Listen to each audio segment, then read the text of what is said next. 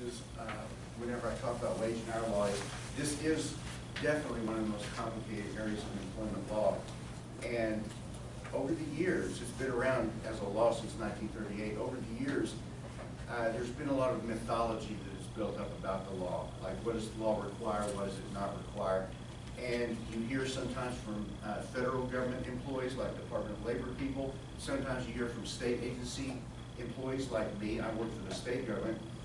Sometimes you hear from private law firm attorneys or from HR consultants or payroll consultants and so on. And you hear a lot of different explanations for these concepts in a lot of different ways. But in my experience, almost everybody is getting it right. It's just that the way they explain it sometimes leads to misunderstanding. So if you hear something from me that doesn't square with something you've heard before, I hope you'll raise your hand and bring it to my attention, and so we can address it, or let me know by email, and so that we can settle that question. One pledge I always make to people I talk to is, if you have a question about anything that I've said, I'll be glad to address it to your satisfaction, and there'll be one of two outcomes. Either you'll agree that you've got the right answer now, or I'll agree that I was wrong, and I'll make sure that you have the right answer after that. So I really want you to get all of your questions answered. Now, before we get into the really complicated things, let's talk about some basics so that we're all on the same page about the federal and state laws. The most important one of which, of course, is the federal law, the Fair Labor Standards Act. The state law, Texas Payday law, is also very important, but I'm going to be spending most of my time today on the Fair Labor Standards Act. The Fair Labor Standards Act does four main things. One of them is minimum wage, and that is still $7.25 an hour.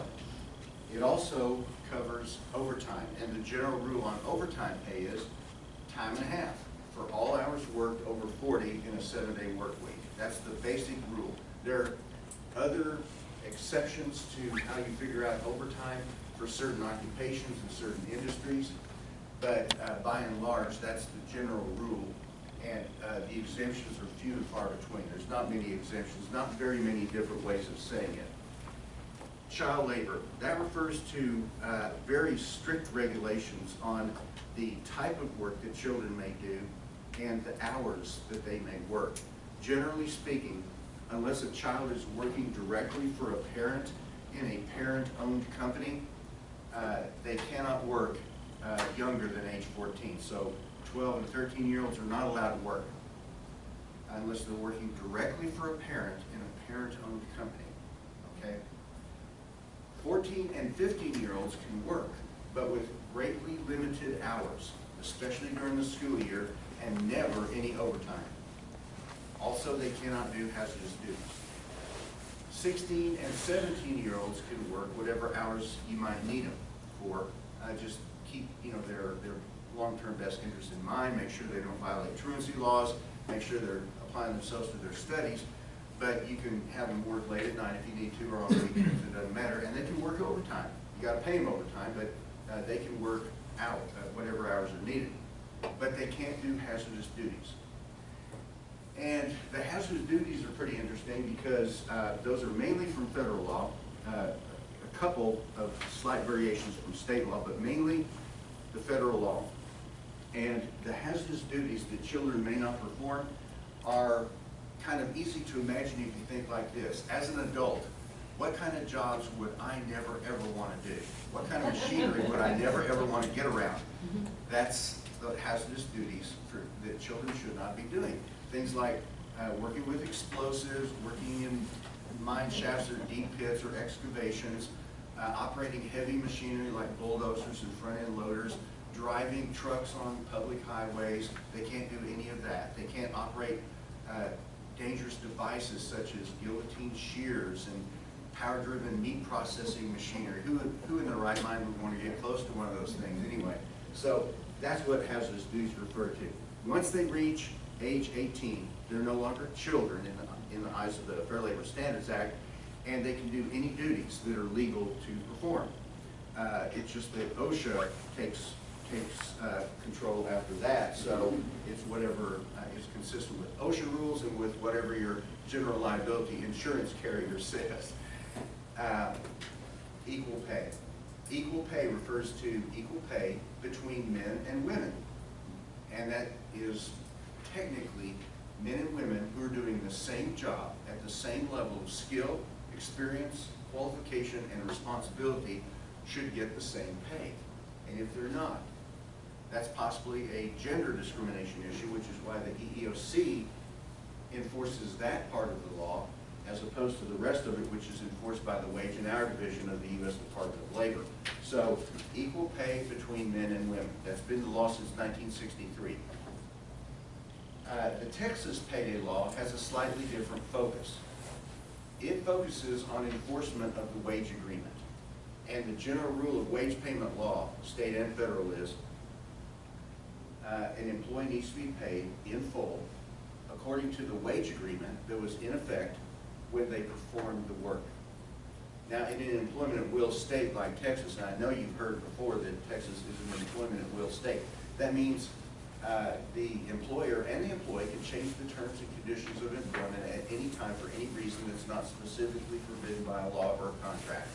So one of the things that an employer can change is the rate of pay. You're allowed to change the pay up or down. We never get any complaints from employees who've gotten pay raises, by the way. It's always employees whose pay has been cut. But you've got the right to give a pay cut. It's just that, there are certain rules on it, such as you cannot not have any retroactive pay cuts. So you have to pay in full according to the wage agreement that was in effect when the work was performed. You can announce a pay cut that will begin later, at some later date, and under employment at will, if they remain with the company, then they are deemed to have accepted that cut in pay. But you got to announce it in advance. Timely payment of wages under the law, the Texas payday law, an employer has to pay non-exempt employees at least twice each month. Exempt employees can be paid once a month, but for ease of payroll administration, most companies go ahead and pay all employees twice a month. It's just easier to put everybody on the same pay schedule. But those paydays have to be posted. Under the payday law, the employer has to post the paydays, and the TWC has a poster just for that. You can download it from the website. You can also download a 2-in-1 poster. You can get a 2-in-1 poster from the tax department that has the required unemployment claim rights notice on it, plus the Texas payday law notice on it, and a lot of companies do that. But you got to let them know when the paydays are, and you got to stick to the paydays. The enforcement of the wage agreement, we already covered that. Wage deductions is an area that is covered very strictly in a lot of detail by the Texas payday law. And in fact, it covers it in such detail that the U.S. Department of Labor, which is my agency's oversight agency, they call the Texas payday law a model statute. They hold it out as a model or an example to other states in the United States as an example of what a good wage payment law should be. And one of the things that the payday law tightly controls is the types of wage deductions that are legal to make. And under our law, there's 3 types of legal wage deductions. Deductions that are ordered by court, and deductions that are required or specifically authorized by a law, and then deductions that are made for a lawful purpose and authorized by the employee in writing. So what that boils down to is if a deduction is not either ordered by court or required by a law, you should get the employee's written authorization to make the deduction from pay. And that's why it's so important to have a standard written wage deduction authorization agreement in effect in your company. Have all employees sign that. In the book, especially for Texas employers, I've got an example of an agreement like that. When I wrote the book back in 2002, I just took that as one of the sample forms for my own law practice and just put it in the book. But it's been used by a lot of companies. Just take a look at it and see if you don't already have something like that at your company. It might help you get started. It'll show you kind of the general direction to go and what the TWC is looking for. Final pay The question of how long you have to give an employee their final pay is settled by the Texas payday law according to the nature of the work separation, okay? So if it was an involuntary work separation, the employee had no choice but to go, your company initiated the work separation, that's a layoff or discharge or reduction in force, mutual agreement, resignation in lieu of discharge, any of those where it's involuntary, you have 6 calendar days to give them their final pay. If it's voluntary on the employee's part, that means they initiate the work separation. They're the ones who decide, okay, well, I'm going to go on a certain date. Or they might not even give you any advance notice. It might be job abandonment, or they just disappear, nobody ever hears from them again. You have until the next regularly scheduled payday after the effective date of resignation to give them their final pay. So that's how final pay works out. Now, these laws are interesting for what they don't require. And here's where you see a lot of the mythology in wage and hour law that's been, that's built up over the past several decades, such as breaks. The Fair Labor Standards Act doesn't require breaks, and neither does the Texas payday law. That's a matter of policy. If you call the Department of Labor, wage and hour people, or my agency's labor law department and ask, well, what kind of breaks are we required to have? They'll tell you, well, you're not required to have any. That's just something that you put in your own policy. Technically speaking, the only type of break that your company absolutely has to give employees is a bathroom break, a restroom break. That's an OSHA rule, and that's just health and sanitation. That's just common sense. But that's really the only type of break that is absolutely required.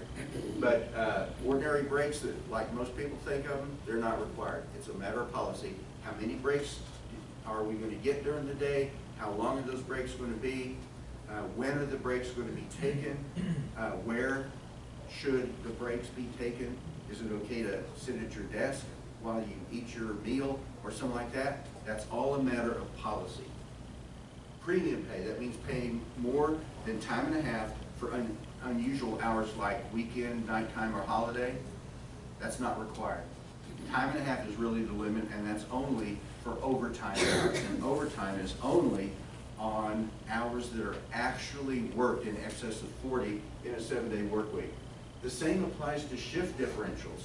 That's paying people on one shift more than people on another shift. That's not required. It's whatever it takes to get people to agree to be on a particular shift. Fringe benefits such as paid leave, paid holidays, and severance pay, those are all optional benefits. They're not required under any Texas or federal law. But there's a little kind of kicker in the law in that if you promise paid leave or paid holidays or severance pay in a written policy or other form of agreement, it becomes an enforceable part of the wage agreement under the Texas payday law, and you gotta give that benefit according to whatever you put down in the written policy or written agreement. So it's a fairly simple concept. Just if you're gonna design any kind of fringe benefit policy, design it carefully so that you're not promising more than the company is comfortable in allowing, and then keep that promise. And as long as you do that, you shouldn't have to worry about any kind of wage claim situation. Raises are not required. Raises are, when the company can afford them and when the employee's work performance merits a raise, but you're not required to give raises.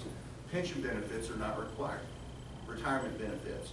But if you have any kind of pension or retirement benefit program, that is regulated under a different federal law known as the Employee Retirement Income and Security Act. And that's enforced by a different part of the Department of Labor. Expense reimbursements. There's a lot of misunderstanding about that. Companies are not required to reimburse employees' out-of-pocket business-related expenses. Although as a matter of practice, as a matter of practical reality and just supply and demand, almost every company will reimburse employees' documented business expenses. And it's because if you don't do that, employees might feel unhappy. They might think, well, why am I paying the cost of the business, just to do my job? So I think I'll go look for a job at some other company. So most companies reimburse expenses. The only time that it's absolutely required is if an employee who's at or near minimum wage is spending money out of their own pocket to do their job, like they're paying for their own gas to drive long distances on behalf of your company. And if you don't reimburse those costs, it'll effectively take their pay below minimum wage for that week. The Department of Labor would call that a minimum wage violation. So you want to be really careful about that. Now, because minimum wage is so important, it's really important to know what is legal to take out of somebody's pay without violating the minimum wage law. And once again, the minimum wage is still $7.25 an hour. So if somebody's paid above that, that gives you a certain amount of territory to play around with in terms of wage deductions. But these are all of the categories of legal deductions below minimum wage. If your company is taking money out of somebody's pay for a reason that appears in this list, then you're probably okay. If you're taking money out of somebody's pay though, and it's for a reason that's not on this list, that might be a good reason to contact me. Send me an email or call up, and don't worry. If you call me and ask me a question and it turns out that your company's not in full compliance with some law, I'm not going to report that to anybody, okay? We don't talk and tell in our office. We give information. We pride ourselves in giving good, honest, straight talk about what the employment laws require and don't require. And that's what we do. We don't judge or whatever. And these laws are so complex, it's only natural that some misunderstandings arise somewhere. So if you have a question on something like this, give us a call or send an email. And there's a couple of special notes here. See this bottom note? Keep the Texas Payday law in mind. Written authorization is generally needed for everything but the first two categories. Even though all of these kinds of deductions are legal under the Fair Labor Standards Act, only the first two do not have to be authorized by the employee in writing. All the other ones are made for a lawful purpose, but they have to be authorized in writing. So, once again, you resort to a standard written wage deduction authorization agreement that's signed by all of your employees.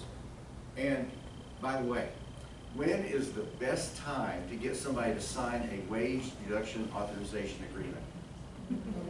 Yeah, before the need arises. At the time of hire is the best. Make it a standard part of the new hire packet, right? Just have everybody sign it. Make it one of those documents, the new hire onboarding thing. Okay, here, sign this, here, sign this, here, sign this. And they'll sign practically anything at that time, and just put it in front of them and have them sign it. You have that right to require that as a condition of employment.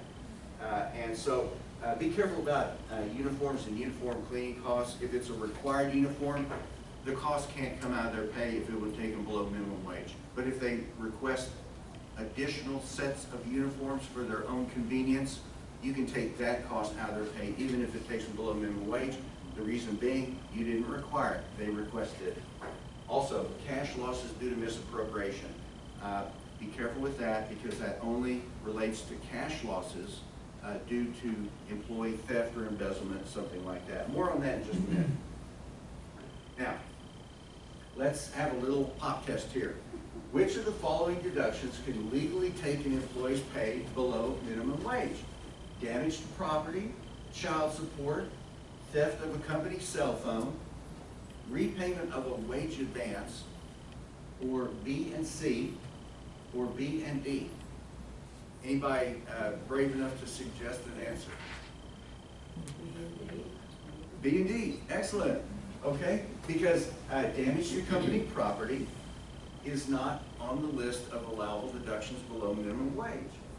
And neither is theft of a company cell phone. Cash losses due to misappropriation, it's cash losses, not loss of equipment or supplies or things like that. So child support can do it, and repayment of a wage advance or a loan or a wage overpayment, that can do it. So it would be B and D. Fantastic. All right.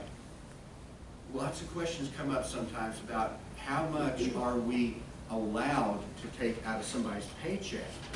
If we get a court order to deduct part of the pay, or we get a tax levy from the IRS concerning a past due tax debt, or an attachment like a guaranteed student loan wage attachment. How much are we allowed to take out? And there's a lot of complex technical requirements on this.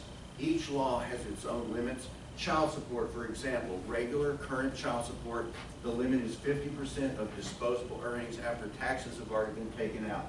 Bankruptcy, it can be up to 100% if it's ordered by the court. 100% of, disposable earnings or net pay after taxes. And the trustee takes care of paying everything else. Student loan wage attachment, that's 15%. And I didn't have space to put it in here, but just real quickly, if you go to the Texas Guaranteed Student Loan Agency website, they've got like a frequently asked question that if there's 2 or more student loans, and each one is 15%, if you put them together, that's 30%. Can you take 30% out? And they'll tell you no. They'll refer you to the law in the Wage Garnishment Act that says that the limit is 25% of their disposable earnings. And so there's a lot of different technical limitations. And if you have any doubts about any of this, just let me know, and I'll send you the citation or the link to the authority on a federal agency website so that you get the right answer. All right, tip credits. Tipped employees, this is one of the most complicated areas of wage and hour law, and this is for employees who work primarily for hospitality industries, restaurants, and hotels and parking lot, valet parking attendants and so on, who get tips from customers.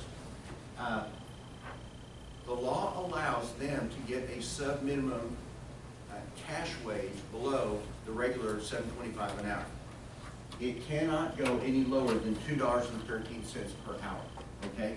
So the condition for paying somebody below the minimum wage as a tipped employee is there have to be certain conditions satisfied under the regulations.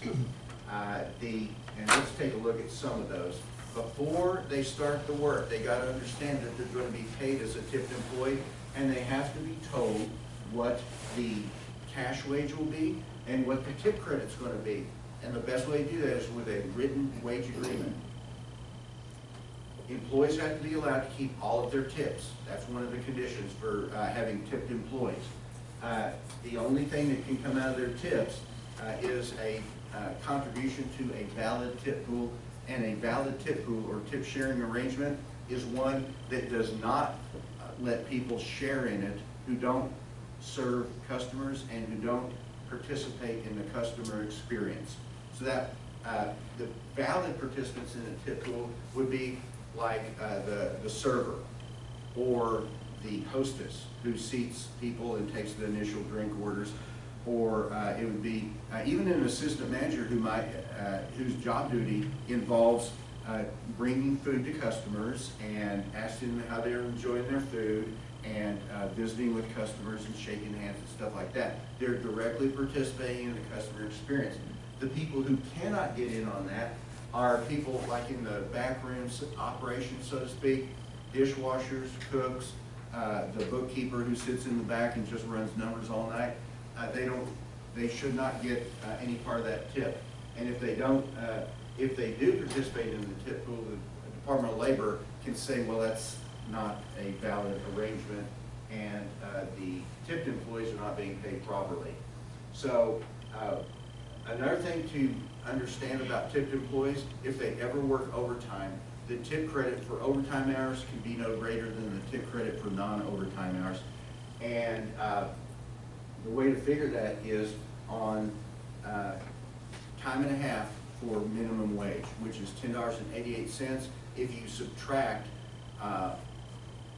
$5.12 tip credit, maximum tip credit from $10.88, that leaves $5.76. That means each overtime hour for a tipped employee paid $2.13 is going to cost $5.76. Okay. Now, all of this might sound complicated, but part of the web app is a set of employment law utilities, including overtime pay calculators. that I put in there, and I designed one just for tipped employees. And it takes all kinds of things into consideration. So it'll even figure out what the pay should be. If they have 2 jobs and one of them is an hourly thing, and maybe they might get a commission or a bonus, all of those things are taken into account. So take a look at that and let me know if you have any questions. Misappropriation of money, we already talked about that a little bit. It only works as a deduction below minimum wage if what they took was money. It doesn't work is if they took supplies or materials or equipment, like they stole a company cell phone or a laptop or something like that. You can take their pay down to minimum wage, but not below. And the same thing goes for losses due to negligence. It's got to be theft, actual misappropriation. If they give out too much change to a customer, that's a shortage. You can charge them for that. You can take it out of their pay, but not below minimum wage. It's not one of the allowable deductions. Also, keep in mind, before you make a deduction of this type, make sure that you're able to prove that that employee is the one who took the money. And it's not just suspicion, it's actual proof, like firsthand testimony from eyewitnesses, or you've got video evidence. And keep in mind, just as a general thing, this comes up a lot in unemployment claims, not just wage claims. If you have video evidence of something important that is a factor in a decision to let somebody go or to impose some kind of corrective action, preserve that evidence, okay? A lot of security systems have like an 8-hour loop or a 24-hour loop, and then new video overwrites the old video. If you know that something important is on the video that's on a loop, take it out of the system, preserve it, archive it, have an expert convert it to a viewable video file that can be burned onto a CD, because that will be important evidence in a wage claim case or an unemployment claim case. Hours of work, because overtime is one of the most important things. You have to know what hours go toward the computation of overtime. So what hours count as hours worked for overtime purposes? The Department of Labor has a real complicated set of rules covering all kinds of situations in Part 785 of their regs, but they all boil down to the proposition that time worked, hours worked, includes all time that the employee is at your company's disposal in such a way that they cannot use the time for their own purposes. The most common example that comes up in is in waiting or on-call time. It's a very common question. Do we have to pay an employee for all the time they spend on call? Like if we're at the weekend now, this is Friday, and you might have an employee who is told, okay, you're going to be on call this weekend, and so be ready to respond if anybody calls you for an assignment. And make sure that you're fit for duty, so don't consume any alcohol, and also make sure that we're serving our customers right, so if you get a call, you got to respond within 20 minutes, so don't go too far from your work area. Those sound like restrictions, right? And they are, but they're legal restrictions, and they're not going to prevent the company from, not paying for all the time spent on call. Under the rules of the Department of Labor and of court decisions, you only have to pay for the time they spend actually responding to calls, okay? So not all 48 hours in a weekend on-call time are going to be payable. You're allowed to not pay for the time they spend sleeping, or taking their family to a movie, or going out to eat, or walking their dog in the park, or digging in their garden, planting trees or whatever. You don't have to pay for that time because they're relieved of duties and they're able to use that time for their own purposes. But as soon as they get a call from their boss, hey Bob, just need to let you know, one of our clients out there has a problem with one of the machines we sold them. I need you to drive out there to their site, find out what the problem is, get it fixed, and then the rest of the weekend you can enjoy it. As soon as Bob gets that call, he's on duty, Okay, so count that as work time. Then as soon as he gets back after fixing the client problem, and he can once again, walk his dog in the park or whatever, then he's off the clock. But all time spent responding to the call has to be counted as work time. Breaks. Ordinary coffee or rest breaks, 20 minutes or less, those are regarded as work time because the Department of Labor says they're for the mutual convenience and benefit of the company and the employee. So what do? You just tell employees take breaks, but don't take more break than you're allowed. Put that in the policy. If it's going to be 10 or 15 minutes, put that down and just enforce it and try to be as consistent as possible. And if somebody misses their break, you don't have to give them extra money. Sometimes it comes up that, oh, sorry, we're going to have to, have you finish this assignment, and I'm sorry you can't take your usual break right now. We'll make it up to you sometime later. There's nothing special that you have to do for the employee other than just, commiserate with them and apologize or whatever you want to do. But they don't get extra pay for missing a break. If it's a lunch break, though, if it's a meal break where they're fully relieved of duties and they're able to eat the meal in peace, they don't have to actually eat the meal. They just have to have the opportunity to eat a meal during a meal break. And it's at least 20 minutes. The regulation says 30 minutes or more, but in their wage and hour opinion letters and in court decisions, it's 20 minutes or more. Then you don't have to pay for the time in the meal break. You can have them clock out and then clock back in after they're through with their meal break. You see? So that doesn't have to be paid. Same goes for smoking breaks. Smoking breaks are just like coffee or rest breaks. Sleeping time. This refers primarily to like the home healthcare industry. If a home healthcare worker has to spend overnight in the home of a patient, the rule on that is if they're able to get at least 5 hours of uninterrupted sleep, you don't have to pay for the sleep time. But if they're interrupted by calls to duty during the night, then you got to pay for all of the sleeping time. So just be aware of that. Preparatory and concluding activities. If somebody has to report to work early to prep their machines, or they have to stay late to do some necessary cleanup for safety purposes, or so that the machine can be used properly the next day, all of that is work time. Time spent in job-related meetings. That counts as work time. Even if it's outside the normal hours of business, like a mandatory staff meeting that you might call employees in after they've gone home for the day, or you might tell people to stay late for a mandatory staff meeting, all of that counts as work time. Job-related training. If you send somebody to job-related training programs, that's going to be, time work that has to be tracked and paid for. Travel time, there's a lot of different rules on that. The basic rule is that the initial commute at the beginning of the day and the ending commute at the end of the day, those don't have to be paid. Normal getting to work and getting back home from work, that's not paid because everybody has to do that. But travel between job assignments during the day, travel between work sites during the day, that involves payable work time. And the Department of Labor calls that travel that is all in a day's work. So their clock begins when they get to the first place that you told them to be that day. Let's say that normally it takes an employee 15 minutes to get from their house to your office here in the city. But on a particular day, they're driving a company vehicle, and you tell them, hey, Bob, I keep picking on Bob, but that's just a handy name. My brother's name is Bob.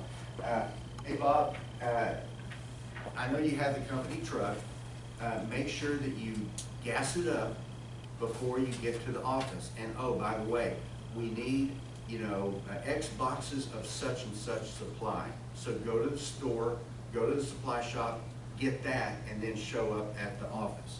So when Bob gets to the gas station and starts filling up under the instructions of his boss, that's when his clock starts. And the time that Bob spends driving from the gas station to the supply store to get those supplies as instructed by his boss, that counts as work time. The time that he spends buying the supplies is work time. The time he spends getting from the supply shop to the office with the supplies in the truck, that counts as work time. You see how that works? That's what the Department of Labor would expect.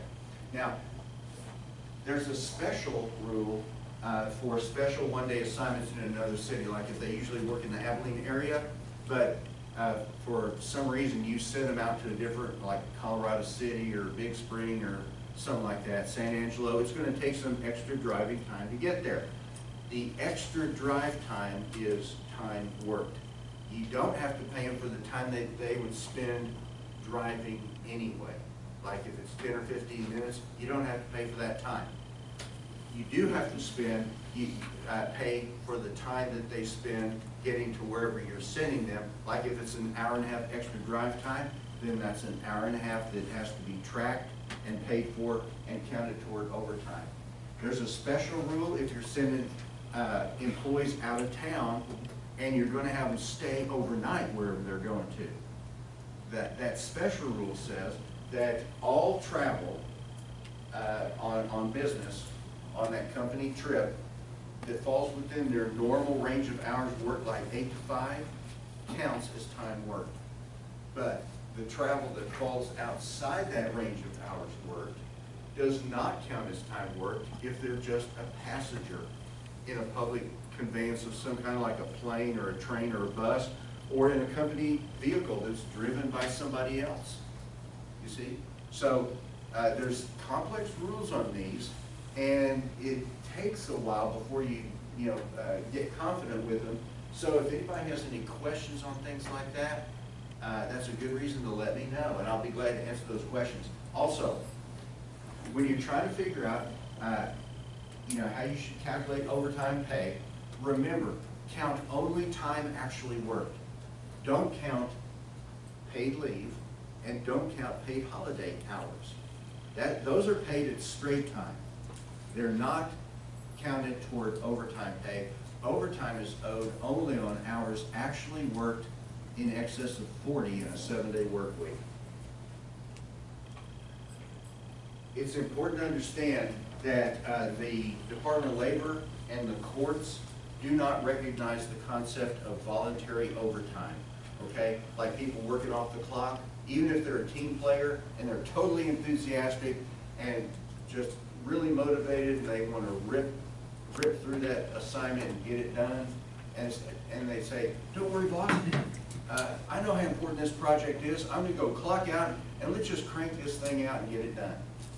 That person should probably be in line for a promotion and a pay raise later, but you're going to have to pay them for that time, because even if they voluntarily agree to do it, that voluntary agreement is void and unenforceable under the law, because the U.S. Supreme Court said all the way back in 1945 that an employee is not allowed to give up their right to minimum wage or overtime. You got to count the time, you got to pay them for it, even if they say, oh, it's all right, don't worry about it. So, no working off the clock. And that's Management Training 101, by the way. Make sure that all of your managers understand that they should not allow any of their employees to work off the clock. And it's an essential part of a manager's job that they make sure that all of their employees, all of their subordinates under them, are properly recording all time worked. Because ultimately, that responsibility falls on your company. And your company is the one that gets in trouble if all the time is not recorded and paid. When you're calculating overtime pay, there's different methods depending upon different methods of pay. Like for hourly employees, it's extremely simple. You just pay the overtime hours at time and a half. But what if it's somebody who's paid a salary and they're non-exempt because they don't have an exempt level duty as their primary duty? It's like a secretary, file clerk, receptionist, or administrative assistant, or technician, somebody like that.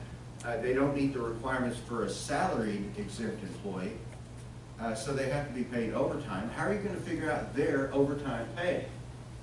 Well, the Department of Labor regulations say it depends on how their salary is designed. If their salary is for a standard 40-hour work week, and that's what they usually work, then you divide the salary by 40 to get the regular rate of pay. And then each overtime hour costs 1.5 times that amount. If their salary is designed to compensate them for a lesser amount of hours, then it's a different calculation. You divide the salary by the number of hours it's intended to compensate. Let's say 36 hours. A 36-hour work week is normal, but for some reason during a busy week, they work 42 hours. And by the way, you only have to do this. You only have to worry about this if they work overtime. If they don't work overtime, you don't have to worry about any of this. But let's say they work 42 hours. The Department of Labor would say, you divide the salary by 36 because that's the number of hours it's intended to compensate. That gives you the regular rate of pay. Then, all the way to 42, you're going to pay hours 37, 38, 39, and 40 at that same regular rate of pay. So they're going to get some extra pay. Hours 41 and 42 will cost 1.5 times that amount. That's what the Department of Labor says on that. Now, what about the common situation though, and I know a lot of y'all have employees like this, where they're paid a fixed salary for fluctuating work weeks, for variable work weeks. You don't know what their normal schedule is going to be because the nature of their job is such that they might work 40 hours one week, but that's a rarity because a lot of times they work 45 hours, sometimes they work 35 hours, sometimes they work 53 hours, sometimes even 75 hours. Fixed salary for fluctuating work weeks. That turns out to be the method of calculating overtime pay that's actually the least expensive of all of them. But there's conditions for that. The conditions are basically, number one, you have to make sure they understand before they do the work that they're going to be paid a fixed salary that is intended as straight time compensation for all hours worked, whether few or many. Number two, if they ever have a short work week, like they work 34 hours, they still get that fixed salary because that's the agreement, right? Condition number three, when you divide the salary by the number of hours they work in a particular week, it's never less than $7.25 an hour because that's minimum wage. And if it is less, you kick in a little bit extra to bring them up to minimum wage. And condition number four, their hours actually vary over time. Okay, this is not meant for the 40-hour week employee. It's not meant for the 36-hour week employee. It's meant for the employee whose hours vary. Okay, so if you do that, you can take advantage of what is the least expensive method for computing overtime pay that is available under the law. And what you do is you divide the salary by the total hours they work that week. That gives you the regular rate of pay. And then, because the overtime hours have already been compensated at that regular rate of pay, to bring those hours up to time and a half, all you got to do is take 1/2 of that regular rate of pay, multiply times the number of overtime hours added to the fixed salary, and that's the gross pay for the week. It's actually a diminishing overtime rate. The more hours they work, the lower the overtime premium gets. That's why, on average, most employers like that method. On average, most employees do not like that method because the more hours they work, the less their overtime premium gets. They still get more money, but it's at a diminishing rate of return. Now, I know it sounds complicated. If that's the first time you've ever heard that, that's why in the web app and in the Android app and also on the website version of the book, I've got a little calculator that will do this for you. Just plug in the number of hours and the fixed salary and it'll carry out the calculation for you. It'll give you the regular rate of pay and the gross pay for the week. Other pay methods are very similar to that one. Like if somebody is paid a commission, or they're paid a daily rate, or a piece rate, or a book rate, flag rate, job rate, or task rate. All of those are very, very similar. First, you determine what the straight time compensation is, and then you divide it by the total hours worked. It's got to be at least minimum wage when you do that. And then, because the straight time pay already pays them in straight time for all hours including overtime. Just take 1/2 of that regular rate of pay, multiply it times the number of overtime hours, add it to the straight time pay, and then that's the gross pay for the week. And I've got calculators in the web app and online that will do that calculation for you. And by the way, all modern payroll accounting software will do these kinds of calculations for you. You just know how to set them or configure them to where they'll do it. Question 2. Which statement about overtime pay for non-exempt employees is true? Okay, not false, but true. If the employee works overtime, it must be paid at time and a half. Not working overtime pay is permitted with the employee's written authorization. Only scheduled overtime needs to be paid. Not an issue for me. I only have salaried employees. Okay, so what is the best answer here? A. Very good. If the employee works overtime, it's got to be paid. You know, what the Department of Labor says about unwanted or unauthorized overtime, it's a disciplinary issue, not a pay issue. The regulation actually says the employer has to take advantage of its authority as an employer to prevent the overtime work from being done. So what do? You treat it as a rule violation, right? Verbal warning, written warning, final written warning, discharge. If that's the progressive disciplinary system that you have in place in your policy, then follow that, you know. But that's what it would, that was what it would involve. Now, we were talking about non-exempt salaried employees before. Now let's talk about exempt salaried employees, people who don't get overtime. And this is where an important update in the wage and hour regulations comes up as an issue.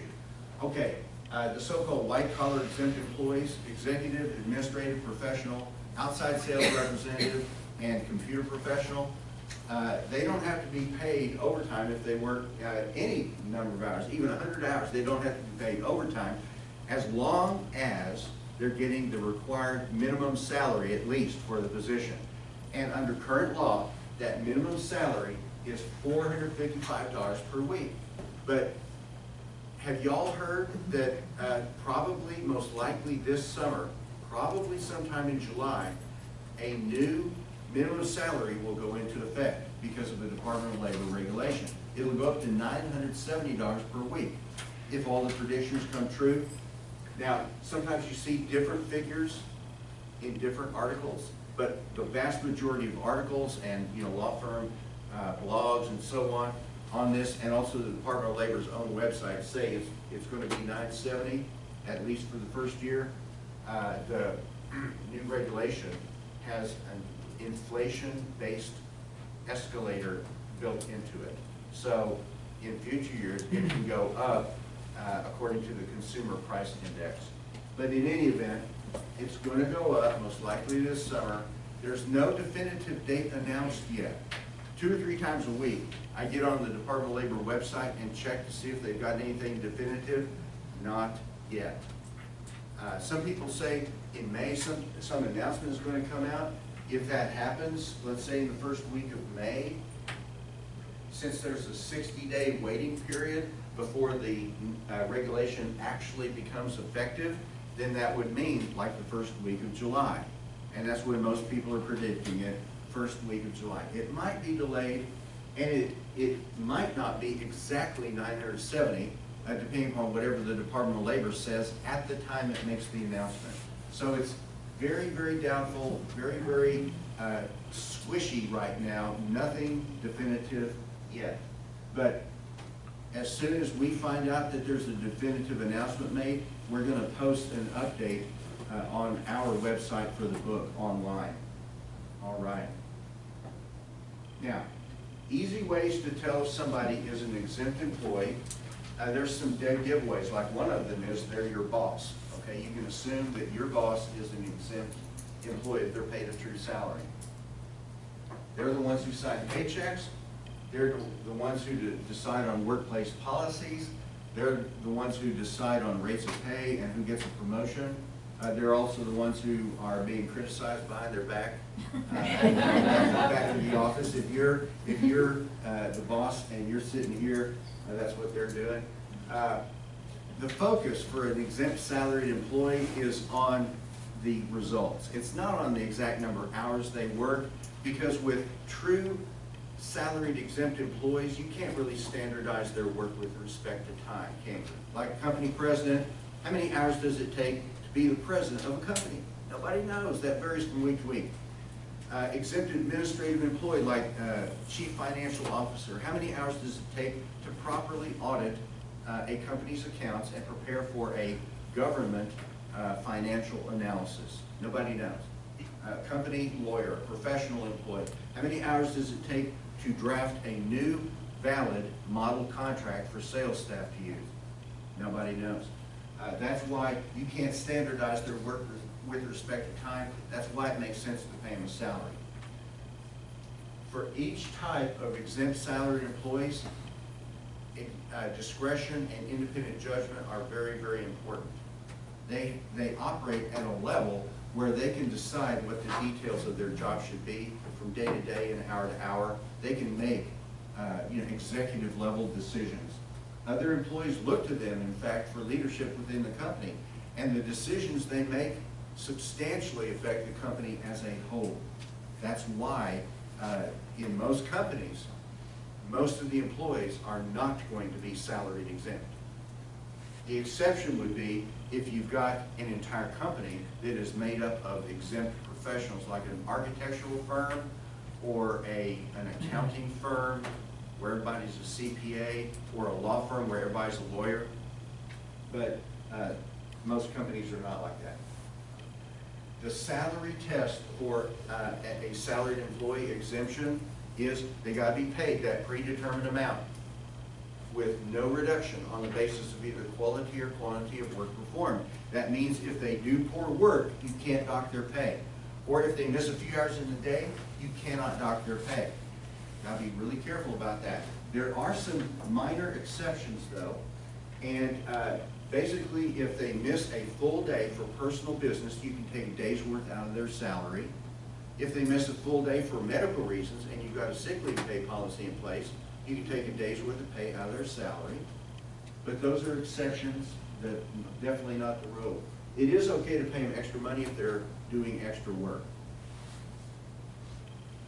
Examples of executive exemption, basically these are people with true executive authority and they supervise two or more full-time employees. President of a company, general manager, or even a department manager if they have hiring and firing authority. Administrative exemption, this refers to the top back office staff of a company. The top support staff of a company, they don't work directly with clients as a general rule. The ones they directly work with are other employees within the company or the departments within a company, like department head or personnel director, HR director, chief financial officer, vice president of operations, those kinds of people. Professional exemption, that's for people who basically have at least a 4-year college degree in the field in which they're working, and usually they are licensed or certified by the state to do their jobs. The most common examples being doctors, lawyers, teachers, engineers, architects, veterinarians, pharmacists, registered nurses, physicians, assistants, those kinds of people.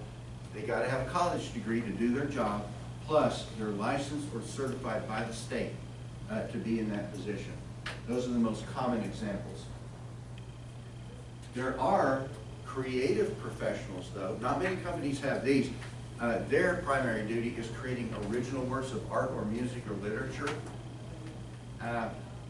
About the most common example outside the fine arts would be like in the publishing industry, the news or publishing industry. If you have people who are journalists or reporters and they are writing at the level not just of like a staff reporter writing about obituaries, but I'm talking about they're doing major investigative pieces or they're doing analysis or op-eds. They can be creative professionals as well. Outside salespeople, these are people, just like the name implies, who are not inside sales staff. They spend the majority of each week outside your place of business, and they're out there going to other companies. They're trying to drum up sales of your products or services. They're meeting customers and signing contracts. Outside sales representatives.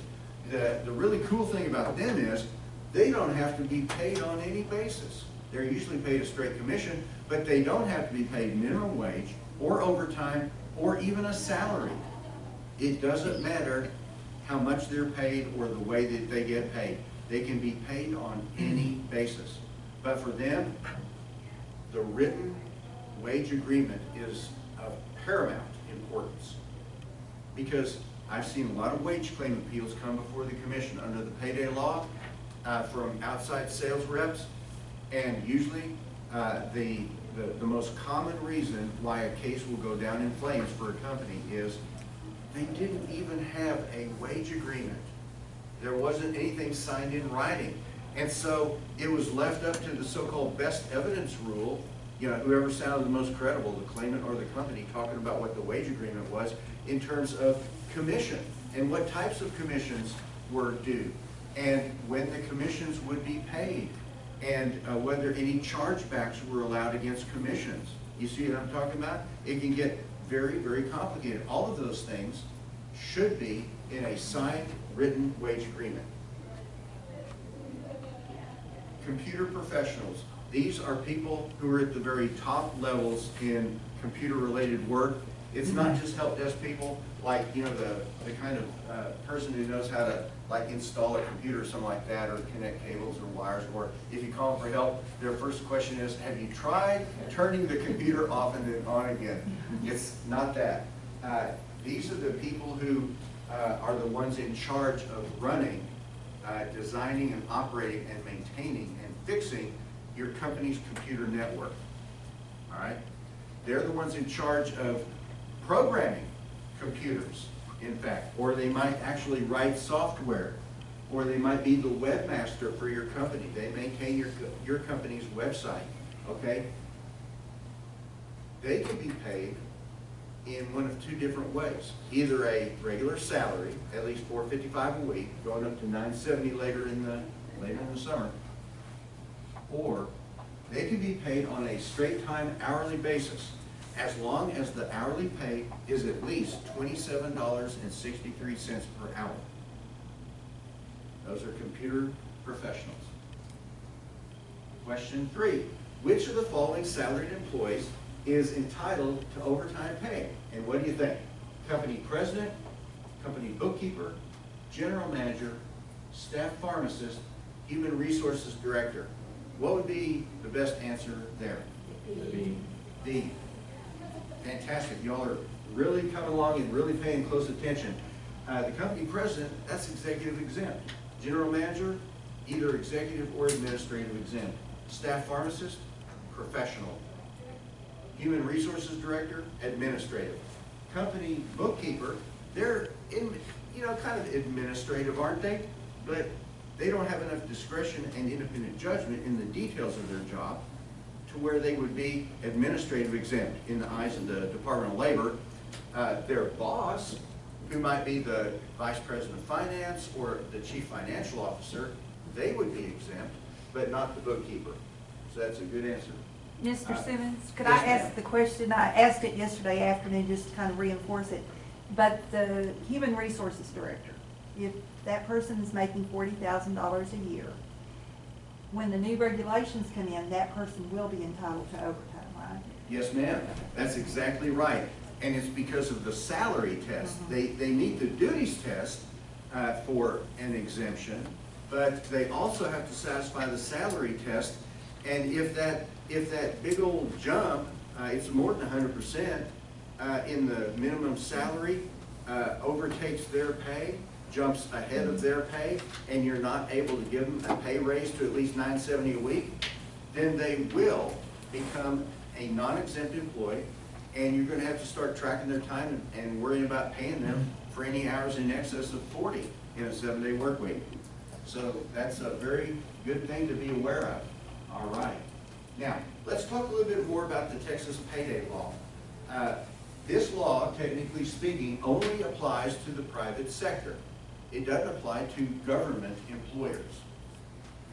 But because there's a lot of special statutes applying to public employers and court cases that apply to deductions from pay made by public employers, what turns out to be required for private industry under the payday law turns out to either be a very good idea for government employers, but also sometimes required just under a different law.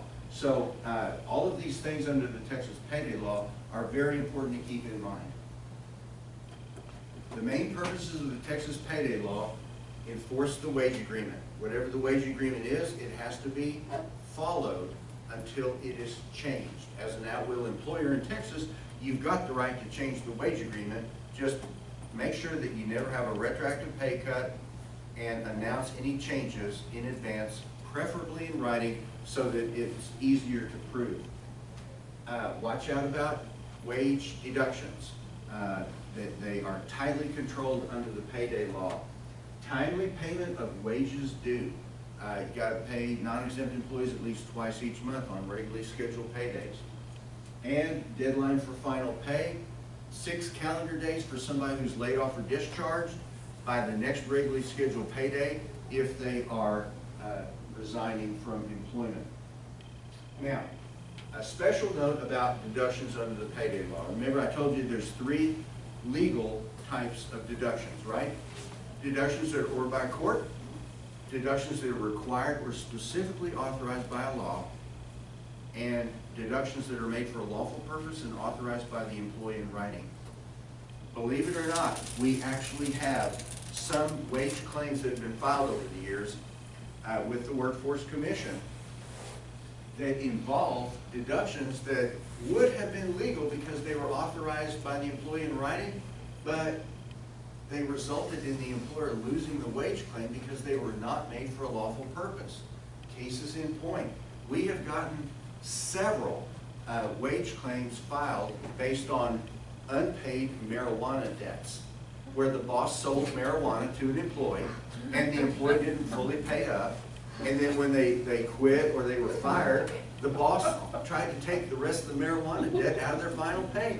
And the funny thing is, even though they had a slip of paper signed by the employee saying, you know, I owe this amount and you can take it out of my pay, it was not a deduction made for a lawful purpose, you see?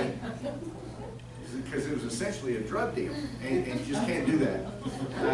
And the funny thing is that these wage claims, they are sworn and notarized by the claimants under penalty of perjury. I bought marijuana from my boss. And the employer response to the wage claim, those are made under penalty of perjury, official state of Texas document. Yes, I sold my employee marijuana, but they promised to repay me out of their pay. You know? So what's this wage claim about? Okay, so it just sometimes you get that, and another example would be like an illegal gambling debt. You just can't do it. It's got to be made for a lawful purpose. And if you don't already have a written wage deduction authorization agreement in use at your company, take a look at the one in the book, and just consider what you might do to cover the needs in your company. The one in the book has about 14 or 15 different items, and those are the most common that I put in a sample. But each company is different. Each company has different types of deductions, so you might need to customize yours. Pay agreements. Pay agreements are enforceable even if they're not in writing. Okay, they don't have to be in writing to be enforceable, but it's best if they're in writing, and that's why we recommend that all employers get all of their employees always, all of the time, just sign written wage agreements. I hope I remember to use the word all, because it's so important. Why? It's because if you don't have a written wage agreement, then it becomes kind of like the default rule of evidence is the best evidence rule. Whoever has the best evidence of the wage agreement is the one who will prevail on that point. And remember, this is a remedial statute, and what are most employment laws? They're designed to benefit employees, aren't they? They're not designed to benefit a company. So if there's any ambiguity or, doubt or fuzziness in a wage agreement, it's probably going to be resolved in favor of the employee. So don't let that happen. If you want the best evidence of the wage agreement, get it signed in writing by each employee. You can change the methods and rate of pay. Texas is an employment at will state, but any adverse change in pay, any pay cut, should never be retroactive. A retroactive pay cut will always violate the law. Remember, the general principle, pay somebody in full according to the wage agreement that was in effect when they did the work. Question 4, non-required deductions from pay. And this means not required by ordered by court or required by law. Non-required deductions from pay should be only as high as the employee feels comfortable with, because otherwise they might quit, or performed in front of a notary public, or authorized by the employee in writing, or based only on what the employee originally told you, because you can't change the original agreement. C, exactly. Good answer. Authorized by the employee in writing. Methods of pay. These are all the methods of pay that are authorized under the Texas Payday law. All of these are from the statute. Most companies pay by, just hand delivery in person at the workplace. A lot of other companies mail the paychecks. But we've noticed more and more employers are going to direct deposit now, because it's just a lot more convenient. Don't make employees stand in a bank line. So, as far as direct deposit is concerned, a common question is, well, can we make all of our employees go to direct deposit? It's a complicated question, but in Texas, as it turns out, as long as 4 conditions, very important conditions, are satisfied, you can actually do that. And the conditions are these. Number 1, it has to be voluntary on the employee's part, according to the Department of Labor, and also according to another federal agency. More on that later. Because it might be a minimum wage issue if somebody's paid at or near minimum wage, and there's going to be bank fees imposed on use of the direct deposit account.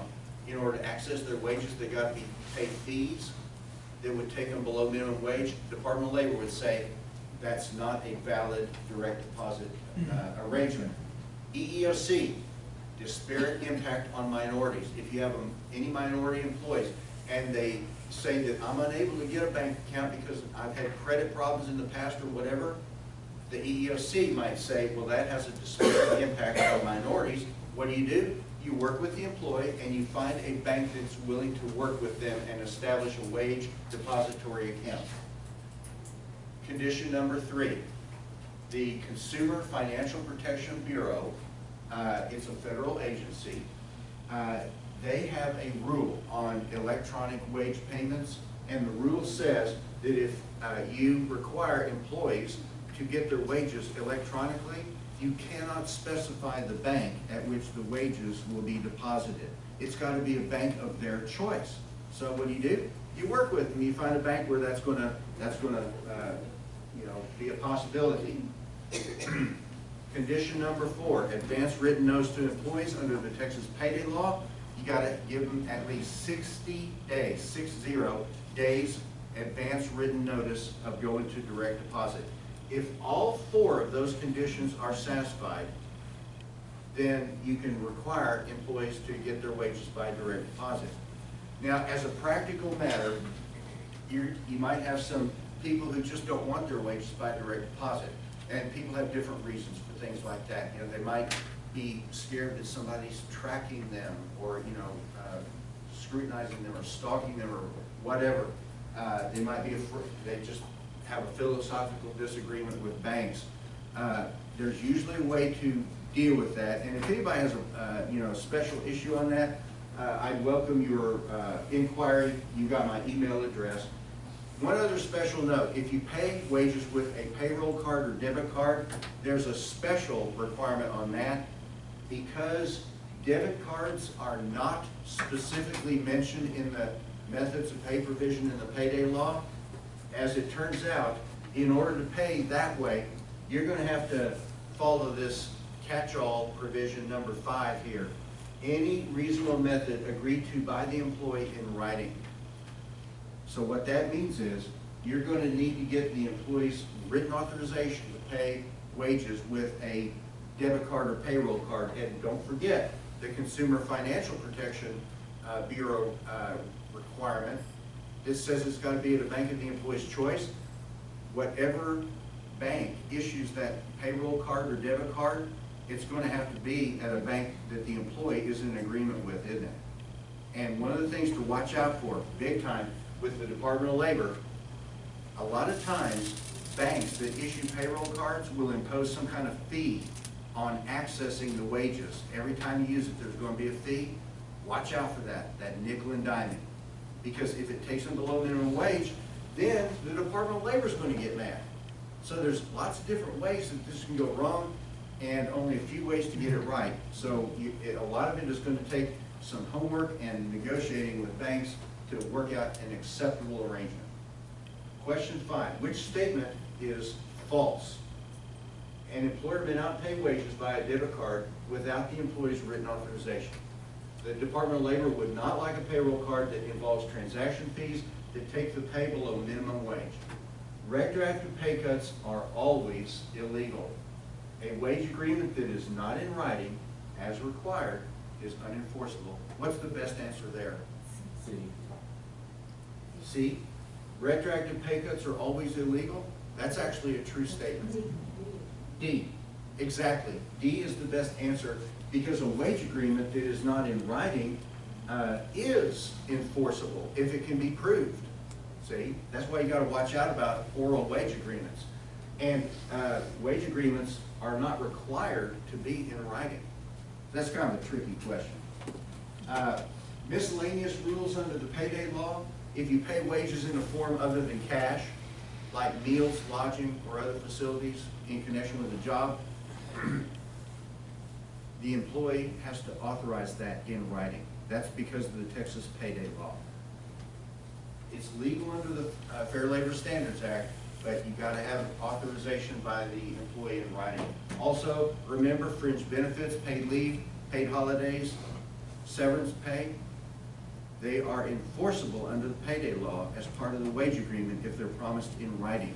So just make sure if you have any kind of a paid leave or paid holiday policy or severance pay agreement, that it is in writing and very clear and unambiguous to where, you know, reasonable people won't understand it in 2 or more different ways, and then follow the written agreement. If you do that, you should not have to worry about a wage claim going against your company.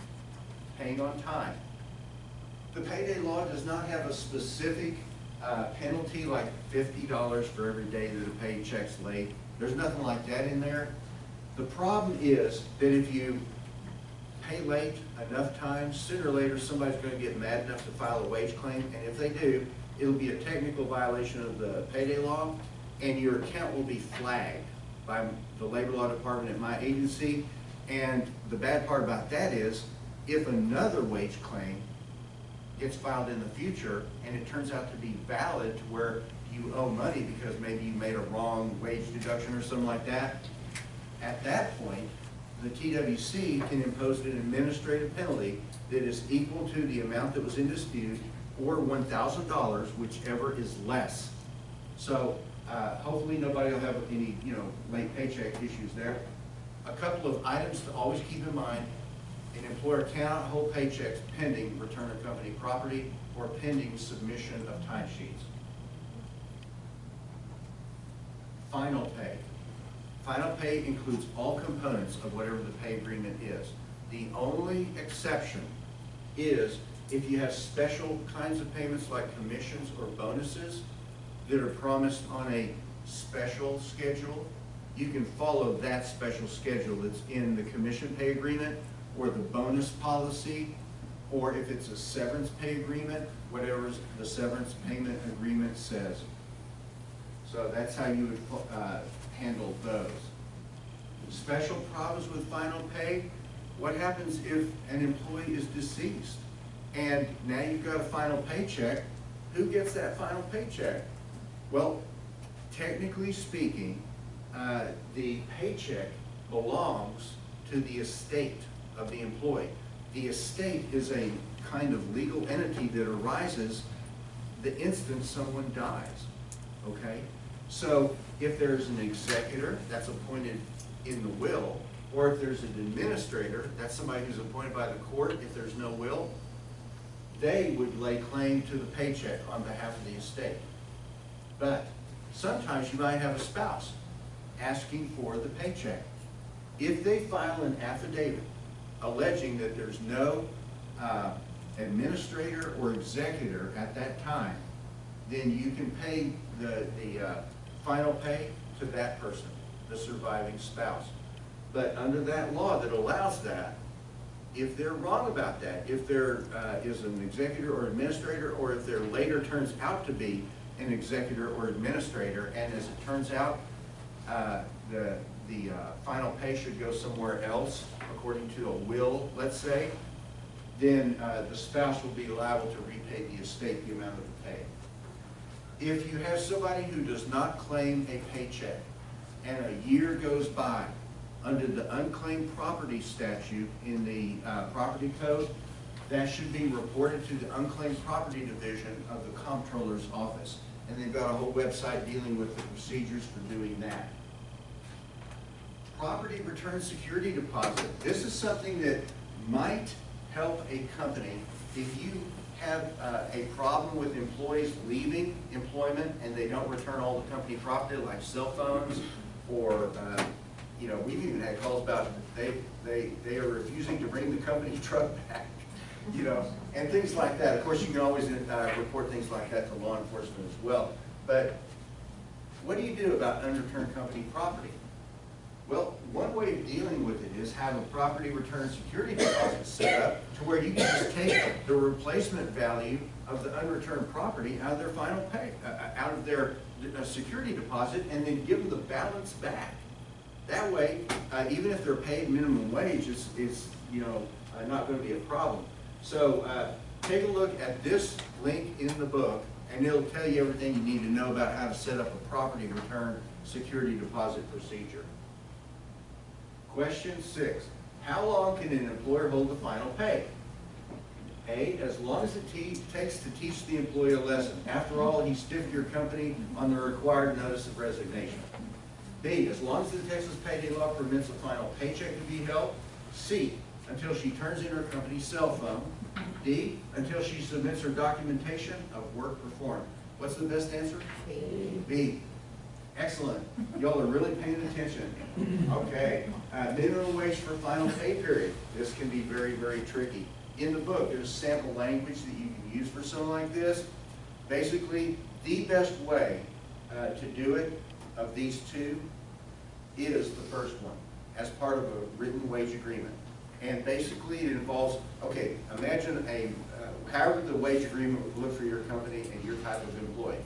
Paragraph 1, paragraph 2, paragraph 3. The final paragraph would be something like this. I understand and agree that my final pay, that my pay rate for the final pay period will be minimum wage, or whatever you want it to be, unless I satisfy the following 3 conditions, or 4 or 5. Number 1, I return all company property in good shape, minus normal wear and tear. Number 2, I give my supervisor all my passwords to all the files and folders on my computer. Number 3, I give at least 2 weeks advance written notice of resignation, or whatever other conditions you want to put on that, in which case my pay rate for the final pay period will be the same as it was for the preceding pay period. Signed, employee, date, and then countersigned by a company representative. Do that, and you should be able to do the minimum wage for the final pay period. It's very, very tricky, and you really have to be careful how you do it. How many of y'all have interns or internships at your company? Okay, there's a couple of new court cases that show that it looks like the whole trend across the nation is to go to a new test for interns. If these internships are not going to be paid, meeting this 7-part test will be very important.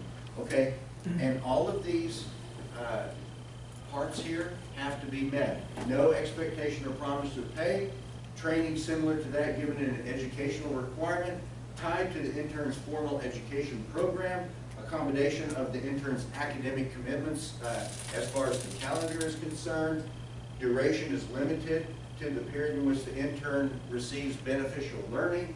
Their work complements rather than displaces the employer's regular staff.